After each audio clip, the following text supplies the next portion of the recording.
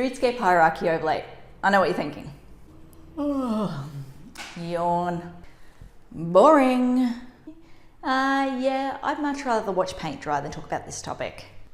Believe it or not, the Streetscape Hierarchy Overlay is actually one of the most interesting of the overlays because it has the most devastating impacts. It affects every single site across the city. And in super simple terms, it gives council the ability to take road widening without compensation. Not so boring after all, hey? In today's video, we're going to focus on why Brisbane City Council created this and what the impacts are for your next job. Okay, so let's start with the why, because I'm a massive believer that if you understand why council did something, it helps to take the edge off the frustration. I'm not going to for 1 second tell you that suddenly you're going to understand council's thought process and you're going to be all cool with it. Yeah, that probably won't happen, but at least it helps to take the edge of the frustration off. So let's start with the why. Back when City Plan 2014 was in development, Brisbane City Council had a BHAG, a big, hairy, audacious goal. They wanted Brisbane to be recognised sort of on that global stage as being a subtropical city. One of the ways that they wanted to achieve this reputation was through the creation of tree-lined pedestrian pathways. Now, if you guys think about it, most of our road reserves or verges, so the area between the curb and the property boundary around Brisbane, are a little bit too tight and small. They're not big enough for council to be able to fit a footpath and some pretty trees around it.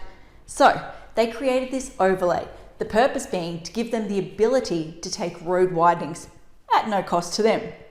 So in super simple terms, across the city you need a minimum of 3.75 metres, and that's measured from the top of the rise, the tipping point on the curb, the edge on the curb, whatever you want to call it, that curvy point on the curb, back to the property boundary. So if you don't have 3.75 between that boundary and the top of the curb, then that gives council the ability to take the extra.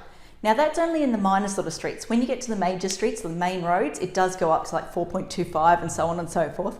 But more often than not, the jobs we're looking at are the minor suburban streets. So 3.75 is what you need. One thing to point out, this overlay does not apply to dwelling houses. So if you're doing a renovation or extension to a dwelling house, or if you're doing a brand new dwelling house, this overlay does not apply. You can calm down, you don't need to freak out.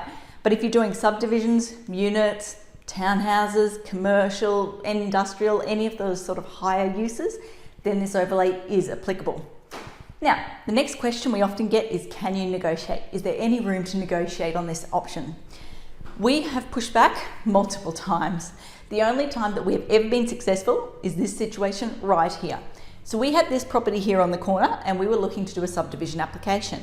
Council naturally came back, so if you can read my notations there, the dashed line is meant to represent the curb and the solid line is meant to represent the property boundary. So council came back and said, okay, you've got roughly 1.5 between the curb and the boundary. You need to give us the extra. We then pointed out, if you were to take that extra road widening, it would come somewhere through there. This was a pre-1947 house. So we pointed out to council that if we were going to take that, or if they were going to take that road widening, I should say, it would result in the loss of the side of that pre-1947 house. We all know that the loss of character housing is a very sensitive issue for council. So they didn't like the sound of that. Then you come over here. We worked out that we would end up resulting in the loss, or we would end up losing, that's probably a better way of saying it, the only car parking for the units next door. Again, parking, bit of a politically sensitive issue. And then you come over here, we had a post-1946 house. We were also going to impact on the side of that property. Now, again, super simple terms, in the really quiet sort of suburban streets where you get away from train stations, shopping centres, where you don't have the main roads, the high volumes of people walking up and down, generally speaking, council only wants a footpath on one side of the road. So in this situation, we were able to argue to council that this side of the road pretty much had 3.75 already. They probably needed just a little bit more. If they wanted that little bit more, they had ample space to be able to take it. There was heaps and heaps of room on this side of the road without impacting on the pre-47 houses. So we sort of said to them, put it pretty simply, yes, you could take it from our side of the road, but it means you're going to lose that house, lose the parking there, potentially lose that house too. Whereas if you take it on this side of the road, you're not going to have the same impacts. Fortunately for us, council came back and they agreed. They realised that it wasn't reasonable to take it from our side of the road, so they let it slide. Every other time I've tried to push this with council, they've come back and gone, yeah, nice try, not going to happen. You have to provide it. In those situations, we haven't had pre-1947 houses to be able to help bolster our argument. We haven't had, equal or better opportunity on the opposite side of the road, or it's been a situation where it's close to a train station and council's wanted a footpath on both sides of the road. So just because you do have the option of negotiating doesn't mean you're always going to succeed. You do need everything to work in your favour to get it across the line. So what does it mean for you? Well, we've pretty much covered this already. If you're doing a dwelling house or a house extension application, completely ignore it. However, if you're doing a high use application, units, subdivisions, commercial, industrial, anything like that, you need to make sure when it comes to quiet suburban streets, you have a minimum of 3.75 between the curb, so the top side of the curb, and the boundary. If you don't have that, you need to make sure you account for providing the extra width at no cost to council. So essentially you lose that little bit of land.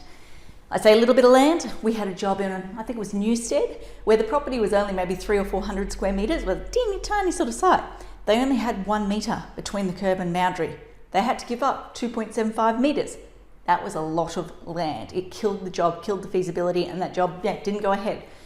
So it is crucial that you look at this stuff up front. I think that covers everything I want to talk about. If you have any questions, I'd encourage you to continue the conversation below. As always, thanks for watching. For all you red tape lovers out there, I have one thing to say.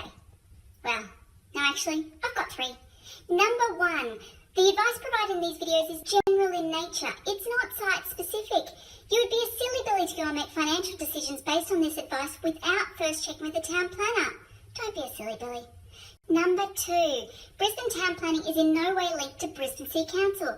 The views expressed in these videos are my own, not council's. So if you don't like them, blame me, not council. Number 3, what was my number 3? Oh yeah, the views expressed in these videos are accurate at the time of recording. If you're watching this video back 10 years from now, the views may not be so accurate. That's all. Bye.